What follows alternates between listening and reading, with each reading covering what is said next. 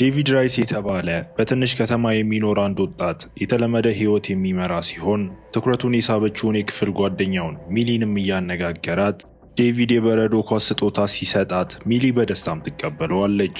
ሌላኛው የክፍል ጓደኛው ማርክ ጣልቃ ገብቶም ስጦታውን በመውሰድም ዴቪድን ያሾፍበትና ከዚያም ማርክ የበረዶ ኳሱን በረዶ በሆነው ሐይቅ መካከል ሲጥለው ዴቪድም ለመመለስ ሚሊ ብትከለክለውም መሄዱን ቀጥሎ ዴቪድ የበረዶ ኳሱ ጋር እንደደረሰ በረዶ የሚሰነጠቅና ወደ ውስጥም ይወድቃል። ሚሊ ለመርዳት ብትሮጥም ዴቪድ በውሃው ስር ተይዞ ቀርቶ የውሃው ፍሰትም ዴቪድን እያራቀው ሲሄድም ወደ ላይ የመመለስም እድል አልነበረውም። በድንገት ግን ራሱን በህዝብ ቤተ መጻሕፍት ውስጥም አግኝቶት ዴቪድም ሙሉ በሙሉ ግራ ተጋብቶናም ተደናግጦም ነበር። ነገር ግን ጥርጣሬ ሳያሳድር ከቤተ መጻሕፍቱ ለመውጣትም ሞክሮ ወደ ቤቱ ሲሄድም አባቱ ዊሊያም መዘግየቱንም ያስተውላል። እናቱ ሕፃን እያለ ትታው ስለሄደች ዴቪድ የሚኖረው ከአባቱ ጋርም ብቻ ነበር። ዊሊያም የት እንደነበር ቢጠይቀውም ዴቪድ መልስ ሳይሰጠው ቀርቶ ዊሊያም ተናዶ ዴቪድን ወደ ክፍሉ ሲከተለው ዴቪድ በሩን ቢቆልፍም ዊሊያም በሩን ሊሰብርም ሞክሮ ዊሊያምም እንደገባ ዴቪድ ይጠፋና እንደገና ቤተ መጻሕፍት ውስጥም ተገኝቶ ዴቪድ አዲስ ያገኘው ችሎታው ለተሻለ ህይወቱ ቁልፍ ሊሆን እንደሚችል የሚረዳና ወደ ቤቱ ተመልሶ የቆጠበውን ገንዘብ ከወሰደ በኋላ ወደ ከተማው በመሄድም አዲስ ህይወት ለመጀመር ይወስናል። ከዚያም ዴቪድ ችሎታውን ለማሻሻል በሚል ፓርክ ውስጥ ልምምድ ማድረግ ጀምሮ በዓለም ዙሪያ ያሉ የተለያዩ የቱሪስት መስህቦችን የያዘ መጽሔትም ይመለከትና ወደ እነዚያ ቦታዎች ለመዝለል ወይም ቴሌፖርት ለማድረግም ይሞክራል። የኢምፓየር ስቴት ህንፃን አይቶ እዚያ ከእናቱ ሜሪ ጋር የነበረውን ትዝታም አስታውሶ በክፍሉ ውስጥ ያሉ ነገሮችም በድንገት በአየር ላይ መብረር ይጀምሩና ወደ ኢምፓየር ስቴት ህንፃ ቴሌፖርትም አድርጎ ዴቪድ ወደ ጎበኛቸው ቦታዎች ብቻ መዝለል እንደሚችልም ይረዳል። ገንዘብ ስለሌለው ዴቪድ ባንክ ለመዝረፍም ኃይሉን ለመጠቀም ወስኖ ወደ አንድ ባንክ በመሄድም መታጠቢያ ቤቱን መጠቀም እንደሚፈልግ ይጠይቅና እየሄደ የባንኩን ጓዳ ውስጠኛ ክፍል ላይ አይኑንም አሳርፎ በዚያ ምሽት ዴቪድ ወደ ጓዳው ዘሎ የቻለውን ያህል ገንዘብም ወስዶ ቦርሳውን ለመሙላት ብዙ ጊዜ ይመላለሳል። በማግስቱ የባንክ ዘርፊያው ምርመራ ተጀምሮ ሮላንድ ኮክስ ብቅ ይልና ለመንግስት እንደሚሰራ ለባንኩ ስራ አስኪያጅም ነግሮት ከዚያም ሁሉንም የቪዲዮ ካሜራ ቀረጻዎችና ባለፈው ወር ወደ ባንክ የገቡትን ሰዎች ስም ጠይቆ ሮላንድ የባንክ ጓዳው ተከፍቶ እንደማያውቅና ባለስልጣናት ዝርፊያው እንዴት እንደተፈጸመ ምንም እንደማያውቁም ይናገራል። እና ሮላንድ በቴሌፖርት መዝለል የሚችሉ ሰዎች እንዳሉ የሚያውቅ ይመስላልና ዝርፊያው የተፈጸመው ከእነሱ በአንዱ ሊሆን እንደሚችልም ይገምታል። ብዙ ዓመታትም ያልፉና ዴቪድ አሁን በኒውዮርክ ከተማ ውስጥ ባለ የቅንጦት አፓርታማ ውስጥ እየኖረ ዴቪድ የሚፈልገውን ሁሉ እያገኘና በፈለገው መንገድም በመኖር የቅንጦት ህይወት እንደሚመራ ማውቀን አፓርታማው በዓለም ዙሪያ ባሉ የተለያዩ ቦታ ፎቶዎችም የተሞላ ሲሆን ከተለያዩ አገሮች ገንዘቦችን የሚያስቀምጥበት ሚስጥራዊ ክፍል አለው። ዴቪድ ከዚያም ወደ ለንደን ባር ዘሎ በመሄድ አንዲት ሴት ተመልክቶ ያለምንም ጥንቃቄም ወደ እሷ ሲዘል ግሪፊን የተባለው ሌላ ሰው ደግሞ ሲዘል አይቶት ከሴትዮዋ ጋር ሌሊቱንም ካሳለፈ በኋላ በማግስቱ ትላልቅ ማዕበል ለመጋለብም ወደ ፊጂ ሄዶ ከዚያም በስፊንክስ አናት ላይ ምሳ ለመብላት ወደ ግብጽም ይጓዛል። በደን ውስጥ አንድ ሰው ለመሸሽ እየሞከረ ቴሌፖርትም እያደረገም ነበር። እሱ በጫካ ውስጥ እየዘለለ ቢሄድም ገመድ ከሱ ጋር ስለተያያዘ መሄድም አልቻለም። እናም በኤሌክትሪክ ሽቦዎችም ተጠልፎ ከዛፍ ላይም ተጣብቆ ሮላንድን በቂልና ወደሱ ተጠግቶ ቴሌፖርት አድራጊው ሮላንድ ይህን ለምን እንዳደረገ ሲጠይቀው ሮላንድ መዝለል የሚችሉ ሰዎች አጸያፊ ፍጥረታት በመሆናቸው መጥፋት አለባቸው ብሎ ነግሮትም ከዚያም ሰውየውን በጩቤ ወቅቶ ገድሎትም አይተን ሮላንድም ከብዙ ዓመታት በፊት ስለተፈጸመው ዝርፊያ የስልክ ጥሪም ይደርሰዋል።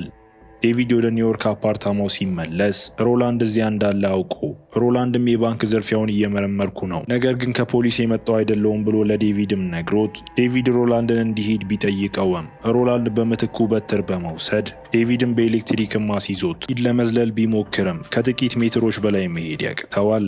ሮላንድ ሮጦ መጥቶ ዳግመኛ በኤሌክትሪክ አስነዝሮትም ወደ ታች ይገፋውና ሮላንድ የኤሌክትሪክ በትሩን ከዴቪድ ጋር በማያያዝ በትሩ ላይ ሲያቆመው ይህም ዴቪድን ወደ ሩቅ ቦታ መዝለል እንዳይችልም ያደርገዋል። ዴቪድ ከግድግዳው ውስጥ ወደሚገኝ ሚስጥራዊ ክፍልን በመዝለል ገመዱን ለመቁረጥ በመሞከር እሱም ለማምለጥ ተሯሩጦ ዴቪድ ብዙ የገንዘብ ቦርሳዎችንም ይዞ ጠፍቶ አባቱ ቤት ወደ ድሮ ክፍሉም ይመለሳል። ዊሊያም ዴቪድ መምጣቱን ሰምቶ ወደ እሱ ሮጦ ዊሊያም ዴቪድ እንዲቆይ በመለመንም ልጁ ከጠፋ ወዲህ እብድ ሆኖ እንደሆነ እርግጠኛ እንዳልነበር ሲነግረው ዴቪድም እብድ እየሆንክ አይደለም ብሎ ለዊሊያም አሳውቆት ተመልሶም በፍጥነትም ይጠፋል። በማግስቱ ዴቪድ ሚሊን ይፈልግና በአንድ የአካባቢው ባር ውስጥም ስትሰራ አግኝቷት ከዚያም የድሮ ትምህርት ቤት ጉልበተኛውን ልጅ ማርክን የሚያገኘውና ሲጨቃጨቁ ዴቪድ ማርክን ወደ ባንክ ጓዳ ውስጥ ዘሎ ወስዶትም ጥሎት ይወጣል። ከዚያም ዴቪድ ወደ ሚሊ ይመለስና ሲጨዋወቱ እሱ አሁን የባንክ ሰራተኛ እንደሆነና ሚሊን በትንሿ ከተማ ውስጥ እንዴት እንደምትኖር ሲጠይቃት ሚሊ አሁንም ዓለምን የመዞር ህልም እንዳላት ስትነግረው ዴቪድ ወደ ሮም ጉዞ አብራው እንድትሄድ ሲጋብዛት ሚሊ በሰማችው ነገር ትደሰትና ከእሱ ጋር መሄድ እንደምትፈልግም እየነገረችው ከኋላቸውም ግሪፊን ትኩር ብሎም እየተመለከታቸው ነበር። ከጥቂት ሰዓታት በኋላ ዴቪድ እና ሚሊ ሮም ውስጥ ደርሰው ኮሊሲየሙን ሊጎበኙ የሄዱ ሲሆን ይህ በእንዲህ እንዳለ ሮላንድ በፖሊስ ጣቢያ ውስጥ ያለውን ማርክን ለማናገር ራሱን የሲአይኤ ሰራተኛ አስመስሎ ቀርቦት ባንክ ውስጥ ምን እንደተፈጠረ የሚጠይቀውና ሮላንድም ስለ ሚሊ ከሰማ በኋላ እሷም አሁን ሮም መድረሷንም ያውቃል። ሮም ዴቪድ እና ሚሊ አፓርታማ ውስጥ ቁጭ ብለው ስለ ህይወታቸው እየተወያዩ ዴቪድ እና ሚሊ በመሃል ስሜታዊ ሆነውም በመሳሳምን ፍቅር ይሰራሉ።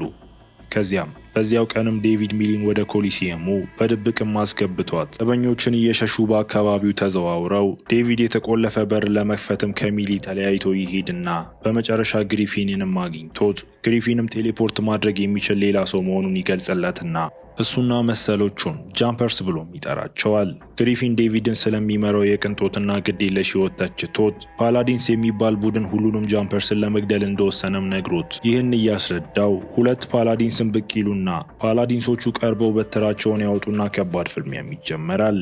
ዴቪድ ለመሮጥ ቢሞክርም በአንዱ በኤሌክትሪክ ገመዶች ተመቶ የቴሌፖርት ችሎታው እንደገና ሲሰናከል ግሪፊን ሁለቱን ፓላዲንስንም በፍጥነት በመርታት ፍልሚያውንም ቀጥሎ ሁለቱንም አሳዳጆችም ካሰናከለ በኋላ ፓላዲንስን ለረጅም ጊዜ ሲገድል እንደቆየ ለዴቪድ ነግሮት ከዚያም ወደ ሚስጥራዊ መደበቂያውም ዘሎም ይሄዳል። ዴቪድ ግሪፊን ከዘለለበት ቦታ የቀረውን የዝላይ ጠባሳ ወይም ጃምፕ ስካር የሚባለውን ነገር አይቶ ሲከተለው ግሪፊን የሚያስጠነቅቀውና ዴቪድም ወደ ሚሊም ይመለሳል። ዴቪድ ሚሊን እየመራ ከኮሊሲየም ቢወጣም ነገር ግን ሚሊ ለተፈጠረው ነገር ማብራሪያ ጠይቀው ዴቪድ ማብራራት ከመጀመሩ በፊት ፖሊስ መጥቶ ኮሊሲየም ውስጥ በህገወጥ መንገድ በመግባቱ ዴቪድንም አስሮ ወስዶትም በፖሊስ ጣቢያ ውስጥም ዴቪድ ሲጠየቅ ነገር ግን ህጎችን የጣሰ ቱሪስት ብቻ እንደሆነ በመናገር ይቅርታም ሲጠይቅ መኮንኖቹ ከዩኤስ ኤምባሲ የሚመጣውን ዳኛ እንዲጠብቅም ነግረውት ዴቪድንም ጥለውት ሄደው ዴቪድ እየጠበቀም ሳለ አንዲት ሴት ትገባና ዴቪድ እናቱ ሜሪ መሆኗንም ያውቃል። ሜሪ ብዙ ፓላዲንስ ከመምጣታቸው በፊት 30 ሰከንዶች ብቻ እንዳሉትም ለዴቪድ ነግረው የእጅ ካቴናውንም ቁልፍ ከሰጠችው በኋላ ሜሪ በፍጥነትም ስትወጣ ዴቪድ ቢከተላትም ነገር ግንም አላገኛትም። ከዚያም ዴቪድ ወደ ሚሊ ይመለስና ወደ አየር ማረፊያም ሄደው በአውሮፕላን ማረፊያው ዴቪድ መለየት እንዳለባቸው ለሚሊ ነግሯት ሚሊ ብትበሳጭም በረራውን ብቻዋን ትቀጥላለች። ይህ በእንዲህ እንዳለ ሮላንድ ወደ ዊሊያም ቤት የሚደርስና የአይሬስ አካል እንደሆነ ማስታውቆ ሮላንድ ስለ ዴቪድ ቢጠይቅም ነገር ግን ዊሊያምም አልተቀበለውም። ዊሊያምም ዴቪድን ለ8 ዓመታት እንዳላየው እንዲሁም ዴቪድ የ5 ዓመት ልጅ እያለ ሜሪ እንዴት እንደተወቻቸውም ነግሮት ዊሊያም ሮናልድን እንዲሄድ ቢጠይቀውም ሮላንድ ግን እምቢ ይላል። ዴቪድ ወደ ግሪፊን መደበቂያ ቦታ ይደርስና የግሪፊን ግድግዳ ላይ በዓለም ዙሪያ ስላሉ ፓላዲንስ ፎቶዎችና መረጃዎች ሞልተውም አይቶ ዴቪድ ፓላዲንስ ለምን ጃምፐርስን እንደሚገሉ ማብራሪያ እንዲሰጠው ግሪፊንስንም ሲጠይቀው ግሪፊንስም ጦርነቱ ከጨለማው ዘመን ጀምሮ እንደነበር ገልጾለት እንደ ግሪፊንስ አባባል ፓላዲንስ ቴሌፖርት የማድረግ ኃይል በእግዚአብሔር ዘንድ ብቻ መሆን አለበት ብለው የሚያምኑ ሃይማኖታዊ አክራሪዎች ናቸው። ከዚያም ፓላዲንስ ዴቪድን ለማግኘት ማንንም ለመግደል እንደማያቅማሙም ነግሮት አባቱና ሚሊ ችግር ውስጥ ሊወድቁ እንደሚችሉ የተረዳው ዴቪድ ወደ ዊሊያም ዘሎ ሲሄድም ወለሉ ላይም ራሱን ስቶም አግኝቶት በፍጥነትም ወደ ሆስፒታል ዘሎ ይወስደውና የሕክምና ባለሙያዎች ዊሊያምን ለመርዳት ሲሯሯጡ ዴቪድ ሮላንድን ለመግደልን በማሰብ ተጨማሪ መረጃ ለማግኘትም ወደ ግሪፊን መደበቂያ ተመልሶ ግሪፊንም ሮላንድን ለ10 ዓመታት ሲከታተል እንደነበርና በእያንዳንዱ ግጭት ተጨማሪ ጠባሳዎችን ይዞ መምጣቱን በመግለጽም ፋይዳ የለውም ይለዋል። ዴቪድ ሮላንድን ለመያዝ እንዲረዳው ቢጠይቅም ግሪፊን ጥያቄውን ውድቅ አድርጎት ግሪፊን ከዚያ ወደ ቻይና ዘሎ ቢሄድም ነገር ግን ዴቪድ እንዲረዳው ለማሳመን እየሞከረ ተከትሎት ዴቪድም ሚሊ ጋር ይሄዳል ብሎ በመገመት ሮላንድ ቀጥሎ የት ሊታይ እንደሚችል እንደሚያውቅ ሲነግረው ግሪፊንም በመጨረሻ ተስማምቶ ተከፋፍለው ለመስራትም ወስነው ዴቪድ ሚሊን ሊያመጣ ግሪፊን ደግሞ ራሱን ለማስታጠቅም ወደ መደበቂያው ሊመለስም ይወስናሉ። ዴቪድ ሚሊ ወደምትኖርበት አፓርታማ ሲደርስ ሚሊ ደንግጣ ዴቪድን እንደገና ማየት እንደማትፈልግ ነግራው እሱም ከአፓርታማዋ በፍጥነት እንዲሄድ ብትነግረውም ዴቪድ ግን የሮላንድንና የጥቂት ሰዎችን መምጣት ሰምቶ ሌላ ምርጫ ስለሌለው ዴቪድ ጃምፐር መሆኑንም በመግለጽም እውነቱን ለሚሊ መናገርም ነበረበት። ሚሊም የዴቪድን ኃይልም ስትመለከት ትደነግጥና ስትሸሸው አደጋ መቃረቡን ያወቀው ዴቪድ እሷን ይዞም ወደ ግሪፊን መደበቂያ ቦታም ይዘላል። ሮላንድና ሌሎች ፓላዲንስ ወደ ሚሊ አፓርታማ ይገቡና ባዶ ሆኖ ቢያገኙትም ነገር ግን ሮላንድ የዝላይ ጠባሳ አግኝቶ አንድ መሳሪያ አውጥተውም ከዝላይ ጠባሳው በታች ያስቀምጡትና መግቢያ በር መፈጠር የጀመረ ሲሆን ዴቪድንም መከተል እንዲችሉ የዝላይ ጠባሳውንም ለመክፈትም እየሞከሩ ነበር። ዴቪድ ግሪፊንን ሲያገኘው እሱም ሚሊ ከእነርሱ ጋር በመሆኗ ተቆጥቶ ግሪፊንም የፓላዲንስን ማሽን በተመለከተ ለዴቪድም ይነግረውና ሚሊን ወደ መደበቂያው ማምጣቱ ፓላዲንስን በቀጥታ ወደ እነርሱ ይመራቸዋል ብሎት ዴቪድ እና ግሪፊንም የዝላይ ጠባሳውን ሲፈትሹ እየሰፋ መሄዱንም አይተው ከሰከንዶች በኋላም ሮላንድ ብቅ ይላል። ዴቪድ እና ግሪፊን ቢደበቁም ነገር ግን ዴቪድ ሲደበቅ በግሪፊን ግድግዳ ላይ ሜሪ በታወቁ የፓላዲንስ ፎቶዎች መካከል መኖሯን አይቶ በዚያን ጊዜ ዴቪድ በኤሌክትሪክ ገመድም ተመቶ ከግድግዳው ጋር ሲጣበቅ ግሪፊን የእሳት ነበልባል ማስወንጨፊያ ይዞ ይገባና ግሪፊን እና ሮላንድ መዋጋትም ጀምረው ግሪፊን የቴሌፖርት ችሎታውን በመጠቀም የበላይነትን ሲያገኝ ሮላንድም የፓላዲንስን ቴክኖሎጂ በመጠቀም ጥሩ ፍልሚያም አድርጎ ግሪፊን ሮላንድን ከመደበቂያው መጥቶ ያስወጣውና ዘሎ ሄዶ አውቶቡስም ይዞ ወደ ሮላንድ ተመልሶ ሮላንድም ለመከላከል ትንሽ ጊዜ ቢኖረውም አውቶቡስን ግን ዘሎ ማምለጥም ይችላል። ሚሊ ግድግዳ ላይ ተጣብቆ ያለውን ዴቪድን አግኝታ ነፃ ለማውጣት ብትሞክርም ነገር ግን ሮላንድ ሊገላት ተዘጋጅቶ ሲመጣ ሚሊ ደንግጣ ብትቆምም በአጋጣሚ ግሪፊን እንደገና በእሳት ነበልባል ማስወንጨፊያ ብቅ ብሎ ሮላንድንም ወደ ዝላይ ጠባሳው ውስጥ ይገፋውና ግሪፊን ተከትሎትም ዘሎ ሮላንድና ግሪፊንም ወደ ሚሊ አፓርታማ ተመልሰው ፍልሚያውም ይቀጥላል። ወደ መደበቂያው ተመልሳ ሚሊ ዴቪድን በተሳካ ሁኔታ ነፃ ካወጣችሁ በኋላ ወደ ቤቷ መሄድ እንደምትፈልግ እየሆነ ባለው ነገር ውስጥ መሳተፍ እንደማትፈልግና ወደ ተለመደው ህይወቷ መመለስ እንደምትፈልግ ተናግራ ዴቪድ ሌላ ምርጫ ስላልነበረውም ተስማምቶ ሚሊን ለመመለስ ሲዘጋጅ ግሪፊን የፓላዲንስን ዝላይ ጠባሳ መክፈቻ ይዞ በተሳካ ሁኔታም ተመልሶ ነገር ግን የዝላይ ጠባሳው አሁንም ንቁ በመሆኑ ፓላዲንስ አሁንም ገመድ በመወርወር ሚሊን ይዘውም ወደ አፓርታማው ይመልሷታል። ዴቪድም ሚሊን ለማዳን ሲፈልግ ግሪፊን ቦምብም ሲያዘጋጅ ዴቪድ ግራ ቢጋባም ነገር ግን ግሪፊን ይህ የፓላዲንስን ለአንዴና ለመጨረሻ ጊዜ የሚያጠፋበት እድል እንደሆነ ነግሮት ቦምቡን ይዞ ወደ አፓርታማው ለመዝለልም እንዳሰበ ይታወቃል። ዴቪድም ይህን ሀሳብ ይቃወመውና ቦምቡን ይዞ ዘሎ ሲሄድ ግሪፊንም ተከትሎት ሁለቱም ፍልሚያቸውን ሲያደርጉ በተለያዩ ቦታዎችም እየዘለሉ ይሄዳሉ። የቦምቡን መቆጣጠሪያ ለመውሰድ ሲፋለሙ ወደ ግብፅ፣ ሳን ፍራንሲስኮ፣ ኒውዮርክም እየዘለሉ ሄደው በመጨረሻ ጦርነት ወደሚካሄድበት ሀገር ሲደርሱ ግሪፊን መቆጣጠሪያውን ቢያገኝም ነገር ግን አንድ የኤሌክትሪክ ምሰሶ በላያቸው ላይ የወደቀ መሆኑን አላየም ነበርና ዴቪድ ግሪፊንን ወደ ምሰሶው ዘሎ አስገብቶት ከፍተኛ መጠን ያለው ኤሌክትሪክም ግሪፊንን እንዲይዘውም ያደርገዋል። ግሪፊን 5 ፓላዲንስ እንዳሉና ዴቪድ የማሸነፍ እድል እንደሌለው በመናገር ወደ አፓርታማው እንዳይመለስ ቢመክረውም ዴቪድ ግን ሚሊን ለማዳን ቆርጦም ነበር።